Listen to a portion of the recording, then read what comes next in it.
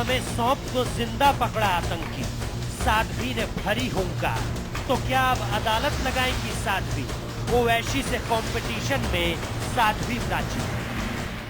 ऐसा लगता है जैसे कोई कंपटीशन चल रहा है विवादित बयान देने का। जब जिसका दिल चाहा बरसात कर दी।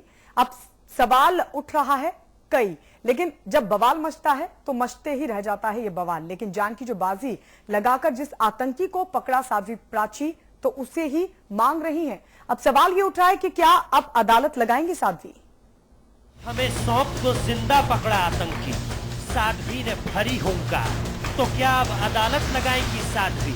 ओवैसी से कंपटीशन में साध्वी प्राची। मसला यह है कि रुड़की में साध्वी प्राची ने बयान दिया है। उन्होंने आतंकी कासिम को लेकर बयान देते हुए कहा है कि उसे हिंदू संगठनों को सौंप देना चाहिए। इसके अलावा आपको बता दें कि साध्वी प्राची ने यह भी कहा है कि संसद में आतंकी बैठे हैं। सरकार है, संविधान है, अदालत है और विधान है, लेकिन क्या होगा इन सबका जब लगाने वाले अपनी खुद की अदालत लगाकर खुद ही दलील और खुद ही वकील बनने लग जाएं? कोई मुसलमानों का मुख्तार बनके तो कोई हिंदुओं का हमदर्द होगा। जब जिसके मन का जुगनू जगमगाता है वो ही अपने अरमानों को हवा में लहरा देता है। अब साध्वी प्राची ने छोड़ा है नया शिगुफा, जिंदा पकड़े गए आतंकी को हमें सौंप दो। ग्राम सभा के लोगों ने एक आतंकवादी को पकड़ा है। केंद्र सरकार से मेरा बड़ी विनम्रता पूर्वक निवेदन है कि जो जानकारियां उस आतंकवादी से करनी है तो कर ले। उसके बाद इस आतंकवादी को हिंदू संगठनों को सौंप दे। 72 हूरों के दर्शन आतंकी को करा देंगे। लो जी, शुरू हो गई आतंक पर भी सियासत। वैसे भी सामने माइक हो तो क्या मजाल किसी की जो साध्वी को रोक ले। अब ये राजनीति जो न कराए वही अच्छा। शब्दों की रचना करते करते साध्वी संसद तक पहुंच गई। लोकतंत्र के मंदिर की मर्यादा को भूलकर कह दिया कि संसद में भी कुछ आतंकी बैठे हैं। ये हिंदुस्तान का बहुत बड़ा दुर्भाग्य है। हिंदुस्तान की संसद में 1-2 आतंकी बैठे हुए हैं। इससे बड़ा दुर्भाग्य मैं नहीं समझती कि हिंदुस्तान का और हो सकता है। किसका दुर्भाग्य है और किसका सौभाग्य, ये तो देश की जनता बेहतर जानेगी। लेकिन जब ठोक बजाकर दिमाग में भरे गए संस्कारों का कोई मोल नहीं, तो अब इनके अनमोल होने की कौन कहे। भारत के संविधान ने संसद को लोकतंत्र का मंदिर कहा है और उस मंदिर में बैठने वाले पुजारियों को अगर कोई आतंकवादी कहे, संसद में अगर सांसदों को आतंकवादी कहा जाए तो ये संसद का ही नहीं अपमान है बल्कि भारत के संविधान का अपमान है। साध्वी को अपनी बात मर्यादित करनी चाहिए और मर्यादा की सीमा का उनका पालन भी करना चाहिए। जहां तक सांसद में आतंकवादी बैठे हैं ऐसा उनका बयान है तो उनको नाम स्पष्ट करना चाहिए और उनको उस पर आरोप लगाना चाहिए। न्यायालय में उनके खिलाफ जाना चाहिए, जनमत उनके खिलाफ बनाना चाहिए। अनावश्यक अनर्गल प्रलाप करने से इस देश की जो साझा संस्कृति है उसको तहस नहस करने का काम कम से कम साध्वी पदधारी को नहीं करना चाहिए। देखिए, एक तो साध्वी प्राची जी के बयान से भारतीय जनता पार्टी का किसी प्रकार का कोई संबंध नहीं है। वो उनका अपना विचार होगा। वो भारतीय जनता पार्टी की किसी भी स्तर की कोई पदाधिकारी नहीं है। भारतीय जनता पार्टी से उनका किसी प्रकार का कोई संबंध नहीं है। बहरहाल आजम से लेकर ओवैसी तक, साक्षी से लेकर साध्वी तक बड़े बड़े बयान बहादुर हैं अपने देश में। ओवैसी की भी आदत पुरानी है बयानों से बवाल मचाने की। सवाल ये है कि क्या साध्वी प्राची अब ओवैसी से कंपटीशन में लगी है? साजिद अली के साथ ब्यूरो रिपोर्ट, समाचार प्लस। तो साध्वी प्राची के बयान पर मच गया है बवाल, लेकिन सवाल ये उठ रहा है कि क्या साध्वी प्राची अदालत लगाएंगी? सभी खास मेहमान हमारे साथ जुड़ चुके हैं। बीजेपी के प्रवक्ता डॉक्टर चंद्रमोहन हमारे साथ हैं, ओंकार नाथ जी हमारे साथ जुड़े हुए हैं, जुगल किशोर जो कि समाजवादी पार्टी के नेता हैं वो हमारे साथ हैं। इसके अलावा खुद साध्वी प्राची बीएचपी के नेता हमारे साथ हैं। हमारे मैनेजिंग एडिटर अमिताभ अग्निहोत्री जी भी हमारे साथ लगातार बने हुए हैं। साध्वी प्राची जी, सबसे पहले आप ही के पास आना चाहूंगी। आपने जो बयान दिया है, क्या संसद में आतंकी बैठे हैं? मेरा सवाल ये है। आपकी गायत्री जी आवाज नहीं आ रही। सवाल ये है कि आपने जो बयान दिया है कि संसद में भी 1-2 आतंकी हैं, क्या संसद में आतंकी बैठे हैं? मुझे उधर से आवाज नहीं आ रही। चलिए ठीक है, आपके पास फिर लौटेंगे। अमिताभ जी, सवाल वहीं खड़ा होता है जो बयान साध्वी प्राची की तरफ से सामने आया है, वो सभी सांसदों को लेकर सवाल उठाता है कि क्या संसद में आतंकी हैं? साध्वी प्राची ने अपने उस बयान पर एक क्लेरिफिकेशन दिया। उन्होंने कहा, मैंने ये कहा कि आतंकियों का समर्थन करने वाले बैठे। मेरे लिए वो विषय आज जेरे बहस नहीं, मेरे लिए जेरे बहस ये मुद्दा कि जिस भी राष्ट्र में एक विधि सम्मत कानून व्यवस्था हो, एक लीगल कोर्स ऑफ एक्शन हो, संविधान सम्मत, यानी जिसको हम लोग बोलते हैं रूल ऑफ लॉ, कानून का शासन, वहां कोई ये कैसे मांग करे कि भाई इसको पकड़ा, इसको मुझे दे दो। वो कितना भी पतित हो, वो कितना भी राष्ट्रद्रोही हो जो पकड़ा गया है, लेकिन फिर भी एक कानून की प्रक्रिया है जिसके तहत उसको दंड मिलना चाहिए। यही भारत की खूबी है, यही भारत की विशिष्टता है, यही भारत का सम्मान है दुनिया में। हमने कसाब को भी अंतिम क्षण तक अवसर दिया, न्याय के जितने भी विकल्प हो सकते थे सब उसने अवेल किए। दूसरा आतंकी याकूब, उसको भी अंतिम क्षण में, यहां तक भारत की सर्वोच्च अदालत ने रात में 2:30 बजे अदालत कोर्ट बेंच बैठी ताकि उसके पास भी कहने को यह नहीं हो कि मुझे अवसर नहीं दिया भारत ने। क्या इस तरह के बयान टकराव की ओर ले जाते हैं? जिसे ओवैसी साहब के भाई है अकबरुद्दीन ओवैसी, असदुद्दीन ओवैसी साहब के, वो भी ऐसे ऐसे जिन्हें कहां के बयान ले आते हैं। एक बार उन्होंने बयान दे दिया, उस पर उनके खिलाफ मुकदमा भी हो गया कि भाई 15 मिनट के लिए पुलिस हटा लो, हम 125 करोड़ की आबादी में जो 80 करोड़ हिंदू है इनको साफ कर देंगे। ये कैसी भाषा है? ये क्यों है? नहीं हो सकता ऐसा, ये भी वो भी जानते हैं, बोलने वाले भी, कैसा संभव नहीं भारत में। फिर हम क्यों बोलते हैं? इसके पीछे मोटिव क्या है? क्या तनाव देश में हमेशा रहे? मैं आज ये बहस इसलिए लेके आया, क्या देश में तनाव हर वक्त तारी रहे ये जरूरी है? क्योंकि जब जब तनाव होता है तब तब विकास पीछे छूटता है, तब तब भाईचारा सिसकता है, तब तक प्रगति ठहर जाती है, रुक जाती है। इसलिए मैं आज ये बड़ा सवाल लेके आया। साध्वी प्राची जी हमारे साथ जुड़ी हुई हैं। साध्वी जी, अब आपको आवाज आ रही होगी।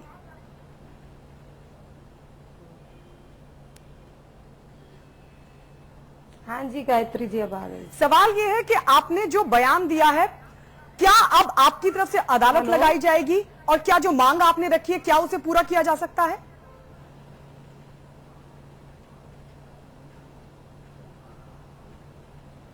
गायत्री जी, पहले तो मेरा विनम्रता पूर्वक निवेदन है, जो आप एक पहेली बनाते हैं प्लीज उसको पहेली ना बनाए। मैंने जो कहा है कि हिंदुस्तान का दुर्भाग्य है कि 1-2 आतंकी संसद तक भी पहुंच गए। चलिए साध्वी जी के पास फिर लौटेंगे, लेकिन सवाल वहीं खड़ा होता है ओंकार नाथ जी कि आखिर इस तरह के बयान क्यों दिए जाते हैं? एक तरफ संसद में बैठे उन तमाम लोगों पर सवाल। जी साध्वी जी, मेरी बात प्लीज। गायत्री जी मैं डिबेट में नहीं बैठूंगी अगर समय नहीं दोगे। मैं बिल्कुल डिबेट में नहीं बैठूंगी। आप मेरी बात क्यों नहीं सुन रहे? जी साध्वी जी, मैं बिल्कुल नहीं बैठूंगी अगर मुझे समय नहीं दियागा। जब मैं अपना विषय रख रही हूँ। साध्वी प्राची, कोई डिबेट से आपको अलग नहीं कर रहा, तकनीकी समस्या है। लेके आते साध्वी प्राची, ये तकनीकी समस्या है जो आपकी आवाज यहां तक नहीं आ रही थी, इसलिए दूसरे बार अब आ रही है। बोलिए फटाफट। अच्छा, ठीक है। मुझे भी आवाज नहीं आ रही थी। ठीक बात है आपकी। धन्यवाद भाई साहब। जी बोलिए।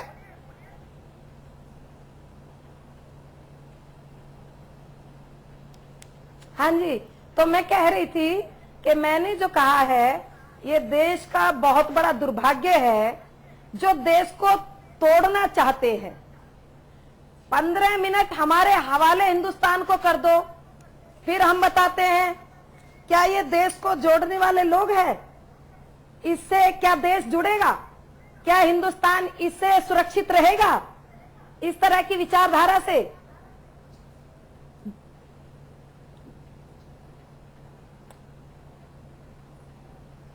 इसका मतलब ये है कि कहीं ना कहीं वो हिंदुस्तान को तोड़ना चाहते हैं। क्या उनको जवाब देने की जरूरत नहीं है? क्या उनको जवाब नहीं देना चाहिए? दूसरी बात, मैंने जो कल कहा है, जो कल आतंकवादी पकड़ा गया, जी नहीं आप बोलिए, आप अपनी बात खत्म करिए। अग्निहोत्री जी, आतंकवादी जो पकड़ा गया है, हाँ जी, जो आतंकवादी पकड़ा गया, वो घोषणा कर रहा है, कह रहा है कि मुझे हिंदुओं को मारने में मजा आता है, हिंदुओं को मार करके मुझे जन्नत मिलती है। हमें ये आतंकवादी संगठनों में सिखाया जाता है और ये वास्तविकता है, वो झूठ नहीं बोलता, ये सच बात है। आखिर अमरनाथ यात्रियों पर हमले क्यों होते हैं? माता वैष्णो देवी दर्शन करने जाते हैं, उस पर हमले क्यों होते हैं?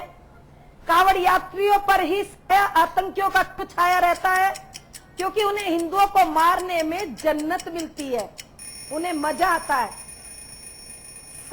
मैंने जो कहा है, मैंने कहा भैया पूरी जांच कर लीजिए। सदन से मेरा हाथ जोड़ करके निवेदन है, बड़ी विनम्रता पूर्वक, इस आतंकवादी से, जिसको हिंदुओं को मारने में मजा आता है, हिंदुओं को मारने में जन्नत मिलती है। पूरी जांच करने के बाद प्लीज मेरा हाथ जोड़ करके निवेदन है कि इसको एक बार हिंदू संगठनों के को दिया जाए। अरे ठीक है साधु जी, आपकी बात आ गई। मतलब हिंदू संगठन भी जन्नत का रास्ता खोज रहे हैं इसके जरिए। समझ गया। ओंकार नाथ जी, ये जन्नत वर्सेस जन्नत की लड़ाई है क्या? देश का ये बड़ा भारी दुर्भाग्य है। एक अतिवाद के खिलाफ दूसरा अतिवाद कैसे चलेगा? देश का ये बहुत बड़ा दुर्भाग्य है कि जो इस प्रकार की विचारधारा देश में विचारधारा को महत्व दिया जा रहा है। देखिए, जब इस तरह की बातें आएंगी सामने तो सिवाय वैमनस्यता बढ़ने के और कोई दूसरा रास्ता दिखाई नहीं पड़ेगा। दोनों ही पार्टियों को कम से कम इस चीज को देखना चाहिए और धैर्य के साथ रहना चाहिए। ये तो वो बात हुई, हर प्रधानमंत्री और मुख्यमंत्री के खिलाफ मुर्दाबाद के नारे लगते हैं, उनके पुतले फूके जाते हैं, तो इसका मतलब कि प्रधानमंत्री उसको मार दे या मुख्यमंत्री उसको मार दे? अरे भाई, एक प्रणाली होती है प्रजातंत्र में विरोध करने की, उसके हिसाब से वो करते हैं। तो जो आदमी आतंकवादी है उसको तो सब जानते हैं कि वो हमारा नुकसान करने आया, हमें मारने के लिए आया है, लेकिन सरकार एक रूल ऑफ लॉ जो आपने बताया कि है, उसके हिसाब से ही कोई कार्रवाई होगी, तो कार्रवाई तो उसी के हिसाब से होगी ना, इनके हिसाब से तो नहीं होगी। कि ये इस्लाम धर्म वाले का देश नहीं है कि वहां पर हाथ काट लिए गए, दरवाजे पर खड़ा करके उसको मार दिया गया, जूते से मरवाया गया, जान से मार दिया गया चौराहे पे। तो इस तरह की चीजों को कहना, कम से कम ये हिंदू संगठन के लोग हैं, इनसे हिंदू संस्कृति का ज्ञान होना चाहिए। इनसे इतनी ओछी बातें सुन के बहुत तकलीफ होती है। चंद्रमोहन जी, जो पकड़ा गया आतंकवादी, वो इसलिए हिंदुओं को मारना चाहता है क्योंकि जन्नत मिलेगी, ठीक? और क्या हिंदू संगठन उसको अपने पास इसलिए लाना चाह रहे हैं ताकि स्वर्ग मिले उनको? अग्निहोत्री जी, हमारी जानकारी में ऐसा कोई विषय नहीं है और ना हमने कहीं सुना है कि कौन संगठन ऐसी मांग कर रहा है। और कोई संगठन, क्योंकि जिन संगठनों को मैं जानता हूं वो भारत में ऐसे किसी संगठन को कोई जगह नहीं है, क्योंकि भारत में उन्हीं संगठनों को जगह है, सामाजिक संगठनों को, जिनका विश्वास, जिनकी आस्था भारत के संविधान के प्रति है। और भारत का संविधान अभी अभी सबने देखा ही है कि एक आतंकी को भारत के संविधान ने, आपने भी चर्चा में कहा, एक आतंकी को फांसी की सजा हुई है, समय लगा है, उसकी प्रक्रिया है। तो भारत के संविधान में कोई संगठन, कोई सामाजिक संगठन, मैं तो ऐसे किसी सामाजिक संगठन को जानता नहीं हूं जो ऐसी मांग करे। तो हमारी तो सहमति ऐसे बात से बिल्कुल नहीं है। भारत की जो केंद्र सरकार है वो पूरी तरीके से आतंकवाद को एक खात्मा के लिए कृत संकल्पित है। और हम चंद्रमोहन जी, लेकिन एक सवाल, बड़ा सवाल उठता है, साध्वी प्राची संगठन निरपेक्ष हो गई या अभी किसी संगठन में है? ये तो मैं नहीं बता सकता। मैं इतना बता सकता हूं कि साध्वी प्राची जी पर अभी भारतीय जनता पार्टी का कोई दायित्व मेरी जानकारी में नहीं है। लेकिन चंद्रमोहन जी, मेरी जानकारी में यह है कि वो अभी सदस्य हैं, उनकी सदस्यता समाप्त नहीं की गई, वो भारतीय जनता पार्टी की सक्रिय सदस्य हैं। नहीं, देखिए, अब इसकी तो आजकल भारतीय जनता पार्टी की सदस्यता चल रही है। पहली बार भारतीय जनता पार्टी ने डिजिटल सदस्यता का आह्वान किया, होर्डिंग लगा के संस्था का आह्वान किया। चंद्रमोहन जी, ये उतनी छोटी सदस्य नहीं है मित्र, ये चुनाव लड़ी गई आपके सिंबल पर, आपने टिकट दी। अमिताभ जी, आप भी जानते हैं जी, और आप जो मेरे से पूछना चाह रहे हैं वो भी स्पष्ट हो चुका है। भारतीय जनता पार्टी ने एकदम स्पष्ट किया हुआ है। आप भी भारतीय जनता पार्टी को नजदीक से जानते हैं। लेकिन चंद्रमोहन जी, अमिताभ जी, हाँ, आप चंद्रमोहन को क्यों जानते हैं? जी, क्योंकि चंद्रमोहन के पास पार्टी की जिम्मेदारी है, इसलिए जानते हैं ना। ठीक है, तो जिन लोगों के पास पार्टी की जिम्मेदारी है आप जानते हैं, पूरी तरीके से जानते हैं।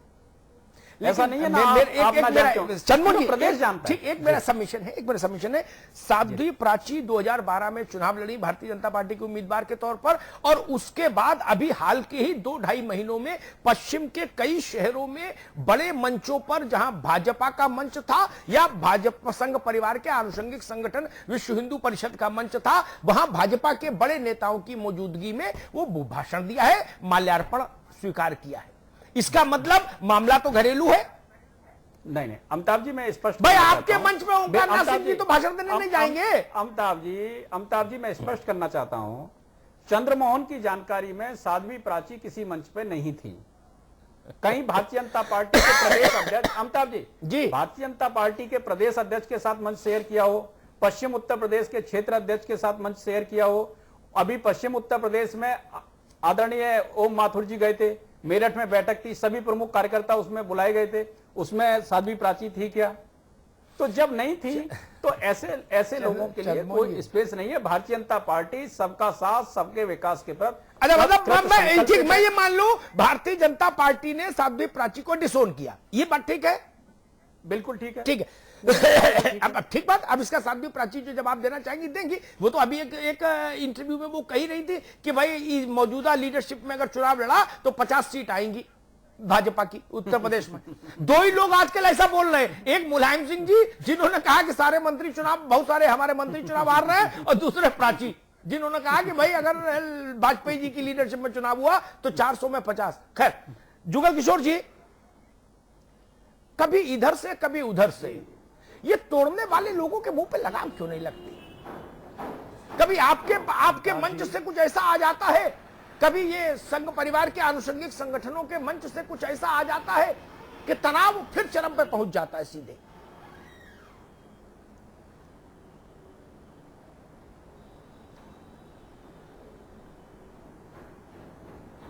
जी जुगल किशोर जी। अमिताभ जी, अभी आपने जैसे ही ये चर्चा शुरू हुई, आपने अपने मुख से एक बात कही थी कि कानून का शासक, इस देश में कानून का राज है, और कानून ने इनको कौन सा ओहदा दे दिया जो जिस तरह की ये बातें कर रही हैं मोहतरमा। और अभी आपने कहा कि बीजेपी से ये चुनाव लड़ी, बीजेपी की पदाधिकारी हैं, सक्रिय सदस्य हैं। हमारा सीधा सीधा आरोप है, बीजेपी के पास ऐसे 10 पीस हैं, 10। वो जब भी समाज में भाईचारा बिगाड़ने की बात करते हैं, समाज को तोड़ने की बात करते हैं, हिंदू मुस्लिम की बात करते हैं, कभी विकास की बात नहीं करते। और फिर बीजेपी से जब पूछा जाता है तो बीजेपी वाले कहते हैं ये उनकी व्यक्तिगत राय है, पार्टी से इसका कोई मतलब नहीं। पार्टी के झंडे के नीचे वो खड़े होते हैं, पार्टी के मंचों से वो भाषण करते हैं, आप स्वयं कह रहे हैं, और फिर पार्टी कहती है कि इनसे पार्टी का कोई वास्ता नहीं। इसी से बीजेपी की साफ साफ नीति सामने आ जाती है कि समाज को तोड़ो और राज करो। ये सब मिले हुए हैं। इसमें जुगल किशोर जी, समाजवादी पार्टी थोड़ी ज्यादा बहादुर है। आजम खान साहब कुछ भी बोले वो ये नहीं बोलती, आजम खान साहब का निजी बयान है। देखिए, आजम साहब की बात आपने की, बहादुर है इस मामले में सपा। हिंदू नहीं, सुनिए अमिताभ जी, हिंदू मुस्लिम इंसानियत की मिसाल अगर है, समाज को जोड़ने की बात करते हैं आजम साहब। जुगल किशोर वाल्मीकि, उन्होंने जुगल किशोर जी 1 मिनट रुक जाइए, मैं आपको 3 उदाहरण दे रहा हूं, 3 उदाहरण। मुझे चश्मा लगा के ढूंढ के माइक्रोस्कोप से कोई बता दे तो मैं पत्रकारिता छोड़ दूंगा कि इसमें कौन सा फेविकोल है समाज को जोड़ने वाला। नंबर 1, कारगिल को जीता मुसलमान सैनिकों ने। सेना को तोड़ने वाला, इससे गंदा बयान नहीं। दूसरा, महिलाओं पर बयान उनका आया आदरणीय खान साहब का, पहले इनकी, मैं उन्हीं की शब्दों को दोहरा रहा हूं बस, मेरा इसमें कोई भाव नहीं, मैं इसके बिल्कुल खिलाफ हूं। उन्होंने कहा पहले इनकी मशीनें तो चेक करा लो, 10 बच्चे पैदा करने वाली मशीनें हैं कि नहीं। ये मशीनें क्या होती महिलाओं की?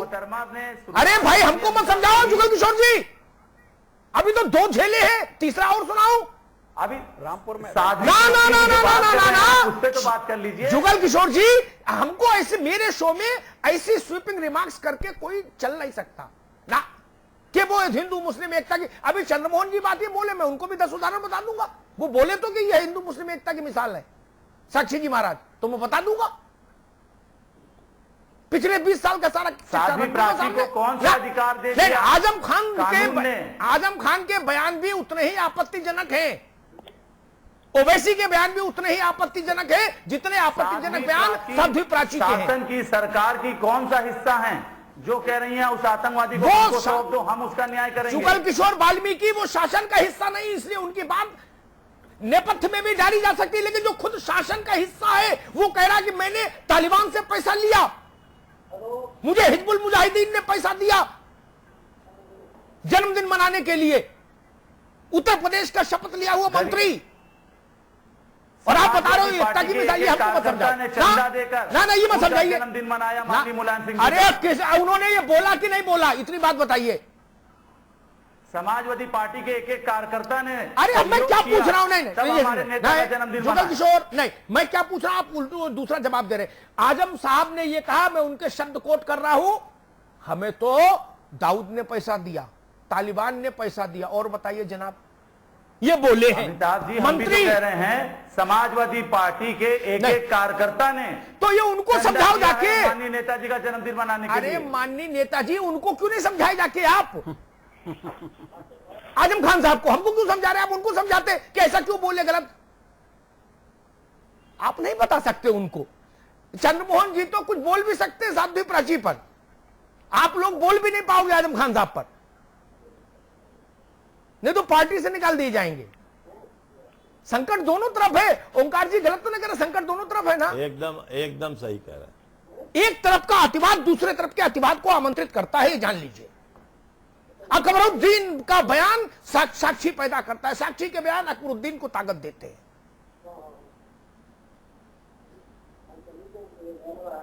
एक दौर था, उत्तर प्रदेश के एक बहुत सीनियर पॉलिटिशियन ने मुझसे कहा, ओंकार जी 90 का दौर, जब मुलायम सिंह जी, कल्याण सिंह जी दोनों अपने चरम पर थे, ठीक है ना, प्रदेश के 2 ही नेता थे, 2 ही ध्रुवों में प्रदेश बट रहा था, बसपा का उतने हैसियत बनी नहीं थी। उन्होंने मुझसे कहा कि अग्निहोत्री जी ये एक दूसरे के लिए जनरेटर का काम कर रहे हैं। वो बात मैंने बहुत माइन्यूटली ऑब्जर्व की, तो मुझे समझ आया कि हाँ ठीक है ना। आपको याद है 90 का दौर, एक का बयान दूसरे को ताकत देता था, दूसरे का बयान पहले को ताकत देता था। आज भी वही हो रहा है। क्या आज वही स्थिति नहीं, सिर्फ चेहरे बदल गए हैं? बस ओवैसी के बरस साक्षी जी हैं, प्राची जी के मुकाबले में अकबरुद्दीन है, आजम खान साहब है, यही तो मसला है। चंद्रमोहन जी, क्या चेहरे बदले हैं, फिर वही एक अतिवाद और दूसरा अतिवाद, उस कंपटीशन है? नहीं अमिताभ जी, किसी अतिवाद को भारत में कोई स्थान नहीं है, और जो भी अतिवाद का समर्थन करेगा उसको देश की जनता हर हालत में सजा देगी, और सजा दी है देश की जनता ने। इसलिए अतिवाद का कोई स्थान नहीं है, और देश में विकास की बात हो रही है, कुरान और कंप्यूटर एक साथ आ रहे हैं, और हमने आगे बढ़कर उस दिशा में काम शुरू किया है। और जहां तक किसी भी व्यक्ति की बात है, हम तो दूसरी बात कह रहे हैं अमिताभ जी आज इस शो के माध्यम से, कि कोई भी व्यक्ति जिसके कारण से उत्तर प्रदेश में अगर कोई बेमनस्ता का भाव पैदा हो रहा है, आंतरिक सुरक्षा को लेकर कोई सवाल उठ रहा है, तो प्रदेश सरकार आगे बढ़कर उस पर कार्रवाई क्यों नहीं करती है? भाई समाजवादी पार्टी की सरकार ने हमारे 2 विधायकों पर एनएसए लगाई थी या नहीं लगाई थी मुजफ्फरनगर के बाद में? अगर हम सही होंगे तो सही होंगे, गलत होंगे तो सजा पाएंगे। अमिताभ जी सरकार ने बिल्कुल जांच करके कार्रवाई की थी। नहीं जांच करके की होती तो हम क्यों बरी होते? आप कैसी बात कर रहे हो? और मैं कह रहा हूं अगर किसी के बयान से, किसी के व्यवहार से कोई भी दिक्कत हो रही है, चंद्रमोहन के बयान से भी अगर दिक्कत हो रही है, तो मैं कहूंगा प्रदेश सरकार कार्रवाई करे। साध्वी प्राची है क्या हमारे साथ? जी हमारे साथ। साध्वी जी भाई, भारतीय जनता पार्टी के प्रतिनिधि कह रहे हैं कि साध्वी प्राची पार्टी से उनका कोई संबंध नहीं, एक और किसी हिंदू संगठन ने ऐसी मांग नहीं की कि वो जो पकड़ा गया है टेररिस्ट उसको सौंप दिया जाए। बिल्कुल ठीक कह रहे हैं चंद्रमोहन जी, लेकिन मैं एक बात बड़े विस्तार से आज चैनल के माध्यम से करना चाहती हूँ। और चंद्रमोहन जी मेरे बड़े भाई है, मैं बड़ा सम्मान करती हूँ, इज्जत करती हूँ और उनके कद की भी मैं इज्जत करती हूँ। लेकिन मैं भाई साहब एक बात करना चाहती हूँ, चैनल पर अगर ये बात आई गई, वैसे ये घर की बात थी, घर की बात घर में हो तो बहुत अच्छा होता है। नहीं अब तो बाहर आ गई चौराहे पे, अब घर में कहाँ है? कोई बात नहीं, कोई बात नहीं जी। मैं बात ये करना चाहती हूँ कि भारतीय जनता पार्टी जो बात करती है, मैं काम कर रही हूँ, जरा मुझे उसका जवाब देना। मुजफ्फरनगर के अंदर जब सचिन और गौरव की हत्या हुई, उस समय सबने दरवाजे बंद कर दिए। साध्वी प्राची अकेली उस परिवार को न्याय दिलाने के लिए वहां पहुंची। क्या मैंने अपराध किया? पहली बात। दूसरी बात, रामपुर के अंदर 800 वाल्मीकि जबरदस्ती उनका घर तोड़ने की साजिश चल रही थी। रामपुर में एक मिनट भैया, एक मिनट, आपका मसला नहीं है। अरे उनके और बीजेपी के बीच में बात है। जुगल किशोर वाल्मीकि, एक मिनट रुको मित्र, रुको जी। साध्वी प्राची कहिए जी। हमने आपके बीच में एक शब्द नहीं बोला जी, कहिए, आप कहिए। जब आपका समय होगा तो आप बिल्कुल आप बोलिए प्राची। वाल्मीकियों की ऐसी नहीं हो सकती। आपने अरे जुगल किशोर जी एक मिनट रुको भाई, मुझे शो कंडक्ट करने दो मित्र। जुगल किशोर जी आप नेता बन जाइए वाल्मीकियों के, मुझे क्या दिक्कत है? आप क्यों नहीं पहुंचे वहाँ पे वाल्मीकियों के बीच में, जब वो अनशन पर बैठ गए, दो लोग मरने हाल हो गए। आज आप चैनल पे बैठ करके नेता बनने जा रहे हो। हम नेता हैं वाल्मीकि समाज के, क्योंकि उनको रोजी रोटी देने का काम करते हैं, उनकी समस्याएं लड़ते हैं। दलितों का शोषण कर रहे हैं। आप समाज का भाईचारा बिगाड़ने का काम करती हैं। जहां भी समाज में भाईचारा चाहिए, आप भाईचारा बिगाड़ने की बातें करती हैं। मुखिया कहते हैं कि अगर लड़कों से गलती हो जाती, रेप कर दे तो उनको माफ कर देना चाहिए। आपको शर्म आनी चाहिए, आपको चैनल पे नहीं बैठना चाहिए। आप केवल भाईचारा बिगाड़ती हैं। उत्तर प्रदेश का भाईचारा कोई नहीं बिगाड़ सकता। उत्तर प्रदेश में कोई भी अमन चैन के साथ खिलवाड़ करेगा, उसके खिलाफ कार्रवाई की जाएगी। महिलाएं हमारे लिए माताएं बहने के बराबर हैं। महिलाओं की सुरक्षा सर्वप्रथम है। रामपुर के अंदर अच्छा एक सेकंड, साध्वी प्राची एक मिनट, जुगल किशोर जी एक मिनट, साध्वी प्राची एक मिनट रुको आप एक मिनट। जुगल किशोर जी आपने कहा, सब लोग सुनो भाई, आपने कहा मित्र महिलाएं हमारे लिए माता बहन, अच्छी बात है, कहना भी यही चाहिए, मानना भी चाहिए। आपके एक बुजुर्ग मंत्री, आप लोग तब राजनीति में नहीं आए होंगे, तब से वो राजनीति में हैं, ठीक? मैं उनका नाम भी लूंगा, इलाका भी बताऊंगा कहां से हैं। जहां से आपकी पार्टी का उद्गम हुआ उसी इलाके के पास पड़ोस के हैं। उन्होंने अपनी एक महिला कार्यकर्ता से कहा, भाई लखनऊ आती हो अकेले चली आती हो, चूजे लाया करो नए नए। उसने कहा नेताजी चूजे कहूं कैसे? बोले आमक्का तुम बिल्कुल बौरी हो, वहां उस इलाके की भाषा। बोले बौरी हो, चूजा मतलब 18 से 20 साल की लड़कियां लाया करो। क्या? मैंने उनका नाम रख दिया था चूजा मंत्री। ये माता बहनों की बात थी। इनको डूब करके मर जाए। चूजा मंत्री था वो। ये इज्जत कर रहे हैं माता बहनों की। मैंने उसका नामकरण किया था मंत्री का, चूजा मंत्री। मैंने शो किया था चूजा मंत्री की ये बात जिसमें मैंने कहा था ये चूजा मंत्री है। उस बात से उत्तर प्रदेश में नाम ही पड़ गया चूजा मंत्री। जुगल किशोर जी शर्मा रही कि नहीं? भाजपा कांग्रेस बसपा जो भी बोले वो यही बोलते हैं चूजा मंत्री। आप जो है जहां भी कहीं भी शांति होती है, आप शांति को पूरा बिगाड़ने का काम करती हैं, कानून को अपने हाथ में लेने का काम करती हैं। लेकिन उत्तर प्रदेश सरकार किसी को कानून अपने हाथ में नहीं लेने देगी। शर्म महसूस नहीं हो रही? ऊर्जा मंत्री ऐसी बात कर रहे हैं, महिलाओं को कह रहे हैं 18-20 साल की लड़की लेकर के आया करो। चुल्लू भर पानी में डूब करके मर जाओ, तुम्हें तो कहीं कोई कार्रवाई नहीं हुई, ना कार्रवाई नहीं भैया, वो मंत्री है तो कार्रवाई नहीं हुई, भगवान की दया है उन पर कार्रवाई नहीं हुई। आप उत्तर प्रदेश के तोताराम यादव का भी बता दो चिन्हित करके जहां भाईचारा बिगाड़ा जा सके। हम लोग तोताराम का भी पूछ लो। अरे तोता महीना जाने कितने हैं, किस किस का हुआ। जुगल भाई दुख इसी बात का है, कार्रवाई नहीं हुई। लड़कों से गलती हो जाती है, उस मंत्री पर कार्रवाई नहीं। उत्तर प्रदेश सरकार विकास की सरकार है अमिताभ जी। तो विकास में चूजे कहां से आ गए? सरकार विकास की सरकार। अरे भैया विकास में चूजे, अरे भाई एक मिनट जुगल भाई, प्राची जी एक मिनट, जुगल किशोर जी एक मिनट जुगल किशोर जी, बाकी लोग भी मेरे साथ हैं। ओंकार भाई जल्दी से बताइए, विकास में चूजे भी शामिल होते हैं क्या?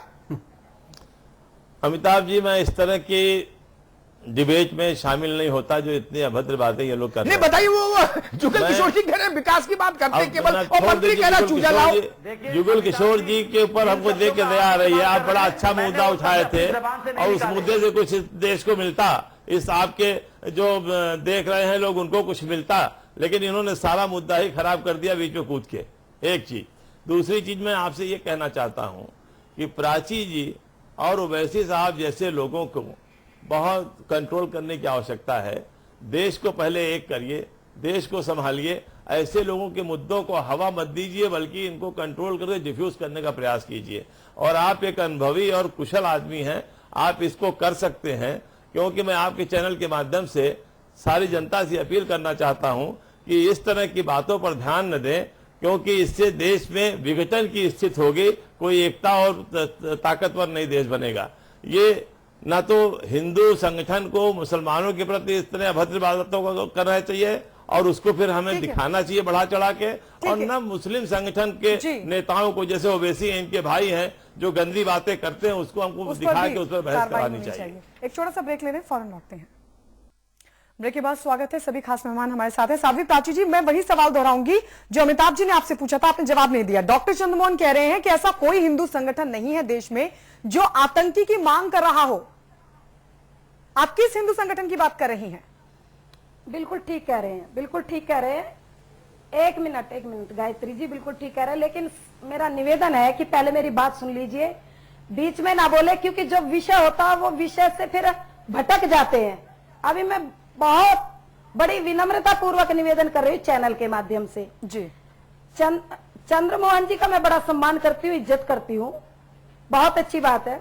मुजफ्फरनगर, मैं कभी आज तक कोई बयान की शुरुआत नहीं की, पहली बात।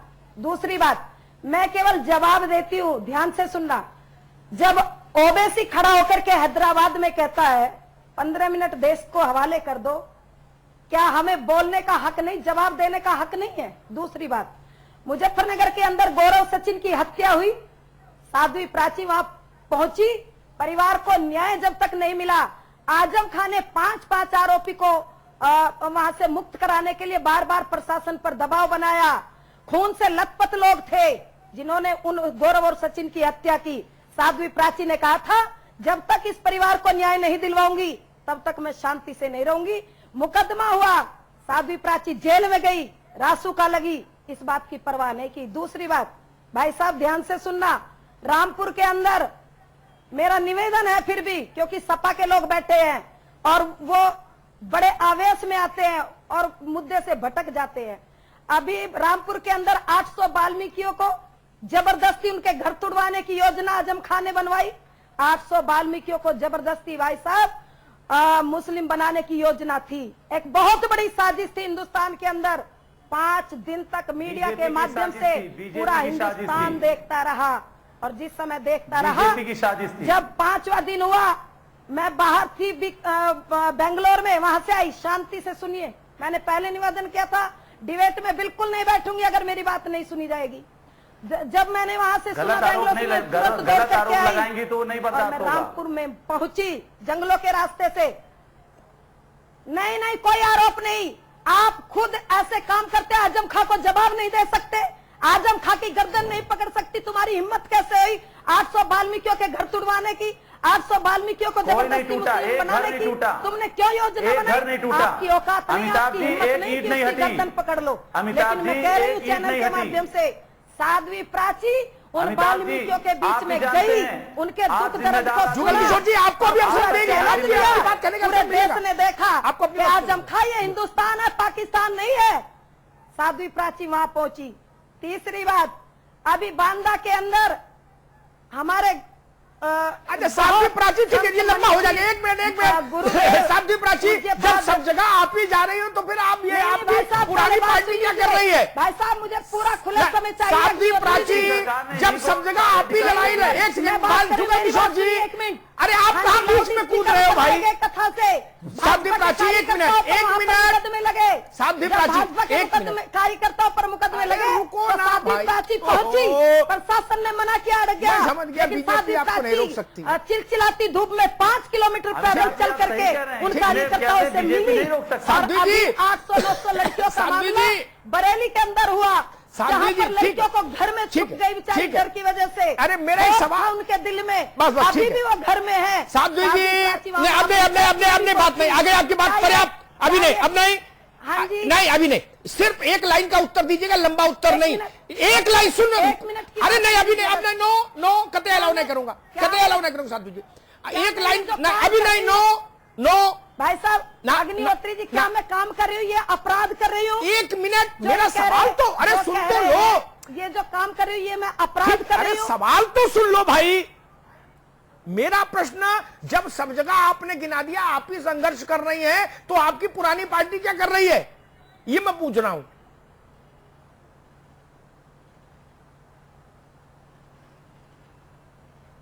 मैं कह रही हूँ, मैं कोई विवाद नहीं करती, मैं तो केवल जवाब देती हूँ।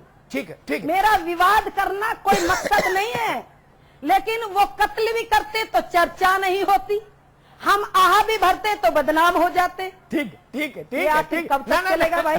तो आह मत भरो, छोड़ो, जाने दो, बदनामी से बचो सब लोग। चंद्रमोहन जी, भाई जितने घटनाएं हैं साध्वी प्राचीन जो गिनाई, जब सब जगह वही भूमिका अदा कर रही है, तो इतनी बड़ी पार्टी क्या कर रही है फिर? लखनऊ प्रेस कॉन्फ्रेंस कर रहे हो आप लोग केवल। अमिताभ जी, भारतीय जनता पार्टी उत्तर प्रदेश में जो अराजकता के खिलाफ लड़ाई लड़ रही है, वो सब जानते हैं पूरे। अब उसी का परिणाम है कि सपा सुप्रीमो ने कल स्वीकार किया है कि सभी मंत्री चुनाव हार जाएंगे। तो ये मंत्रियों के हारने की जो बात सपा सुप्रीमो ने स्वीकार की है, हमीरपुर की घटना सबने देखी है, आपने खूब समाचार प्लस ने खूब आगे बढ़ाई बात को। तो मेरे को ये कहने के लिए, और आज हम वो भी नहीं है कि अखिलेश यादव जी कहते हैं कि समाजवादी पार्टी की सरकार को, मैं अपनी सरकार को 100 में से 100 नंबर देता हूं।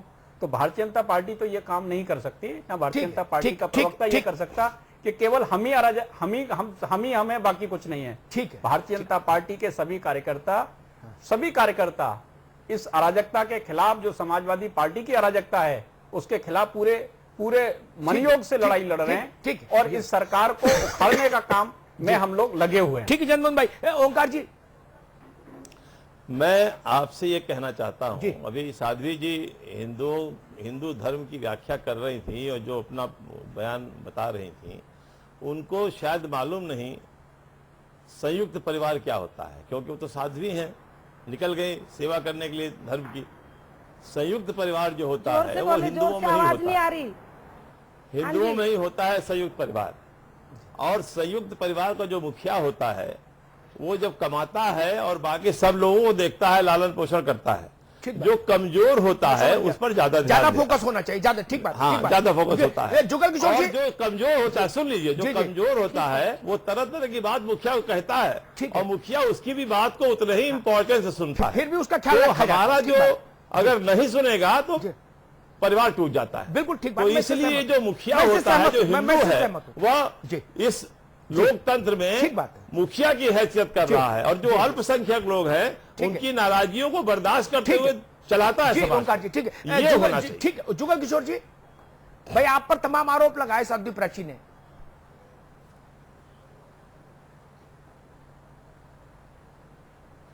जुगल किशोर जी, अमिताभ जी, मैं सुन नहीं पाया पूरी। मैं कह रहा हूं आप पर सैकड़ों आरोप लगाए साध्वी प्राची ने, कुछ बोलना चाहेंगे?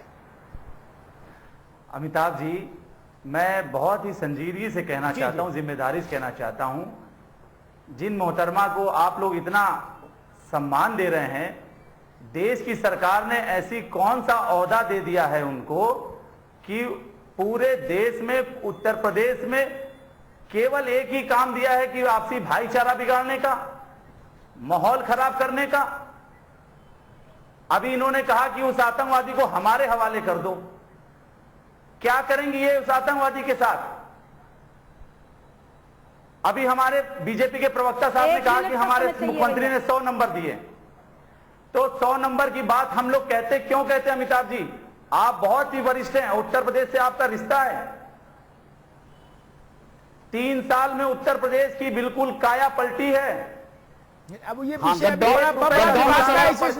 में सड़क पहुंच गई है जुगल किशोर जी, गड्ढों में सड़क पहुंच रही है। वाले कहाँ के हैं? थाने में महिला जलाई जा रही है। अरे लखनऊ की मेट्रो छोड़ो, लखनऊ की मेट्रो छोड़ो, लखनऊ से बाहर निकलो, रेप हो रहे हैं थानों में, लखनऊ से बाहर निकलो, थानों के अंदर रेप हो रहे हैं। प्रदेश में ये सफाई और लखनऊ नहीं है पूरे प्रदेश, कोने में अरे मेडिकल पूरे प्रदेश लखनऊ सफाई नहीं है जुगल किशोर जी। कहने देंगे तो कैसे? जी जी बिल्कुल, बोलिए फटाफट बोलिए, मुझे समाप्त करना है मित्र जी। जालौन में मेडिकल कॉलेज जा रही है, बदायूं में मेडिकल कॉलेज, भूल गए क्या? आपका क्या नाम है कि आजमगढ़ में मेडिकल कॉलेज, हमारे बच्चे डॉक्टर में बाहर जाते थे। अखिलेश जी ने 500 में 500 MBBS की सीटें बढ़ाई हैं। आजमगढ़ का हिसाब किशोर जी, विकास की राह पर है। सुन लीजिए,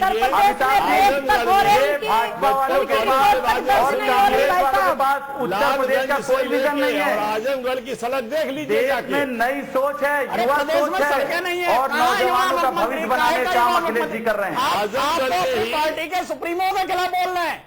सुप्रीमो कह रहे हैं कि कह रहे हैं आप कह रहे हैं कि हम बहुत काम कर रहे हैं।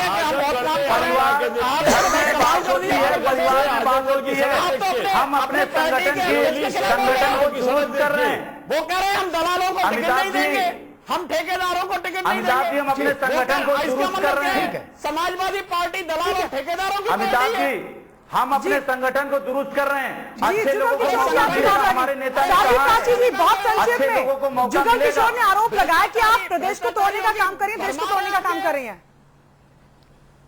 साध्वी प्राची जी। जी गायत्री जी, मुझे समय चाहिए। नहीं, समय नहीं है, जल्दी 1 मिनट के अंदर। जुगल किशोर जी को नहीं मालूम, सिर्फ 1 मिनट में। जुगल किशोर जी से मैं पूछना चाहती हूँ, ये जो देशद्रोही बार बार देश को तोड़ने का काम करते हैं, उस समय क्यों नहीं बोलते? जब मैं केवल देशद्रोहियों का जवाब देती हूँ, मैं कोई विवाद खड़ा नहीं करती। ठीक है साध्वी जी। अमिताभ जी संपादक टिप्पणी। भाई, मैं दोनों तरह के अतिवाद के 100% खिलाफ हूं। जुगल भाई, प्राची जी, चंद्रमोहन जी, ओंकार भाई। 99.9 नहीं, 99.9 नहीं। मुझे किसी भी पक्ष का अतिवाद स्वीकार्य नहीं। मुझे वैसी व्यवस्था में मेरी आस्था जहां कानून का शासन हो। मैं व्यक्ति के शासन के भी विरुद्ध हूं। व्यक्तियों के चेहरे पर भी शासन नहीं चलना चाहिए। शासन केवल कानून से चलना चाहिए। इसीलिए संविधान में कहा गया रूल ऑफ लॉ, कानून का राज होता है। पार्टियों का राज क्यों हो? व्यक्ति उसमें इंस्ट्रूमेंट है कानून को लागू करवाने के लिए। व्यक्ति यहां उल्टा हो गया, कानून जेब में चला गया और व्यक्ति प्रमुख हो गया। जो कुर्सी पर बैठा उसने अपनी जेब में कानून रख लिया। होना उल्टा चाहिए था। कानून ऊपर होता, व्यक्ति नीचे होता। अब लोग कहते भाई वो तो राजा है, चाहे जो बोल देंगे वही कानून हो जाएगा। ये क्या मजाक है भाई? कैसे हो जाएगा? आप एग्जीक्यूटिव हैं, उसको क्रियान्वित करने वाले लोग बनाए हैं। न्यायपालिका उसके क्रियान्वयन के लिए है, कार्यपालिका है, विधायिका है। शासन तो कानून का। समाज को तोड़ने वाली बात किसी तरफ से हो, वो मंजूर नहीं होनी चाहिए। भाजपा के वीर लोग करें, वो भी मंजूर नहीं। बाकी दूसरे पक्ष के लोग करें, वो भी मंजूर नहीं होनी चाहिए। और जुगल किशोर जी, ये मसला नहीं कि किसको भारत सरकार ने क्या पद दे दिया। पद पर बैठा हो, वो अगर गलत बोले तो कोड़ में खाज, और ज्यादा आपत्तिजनक।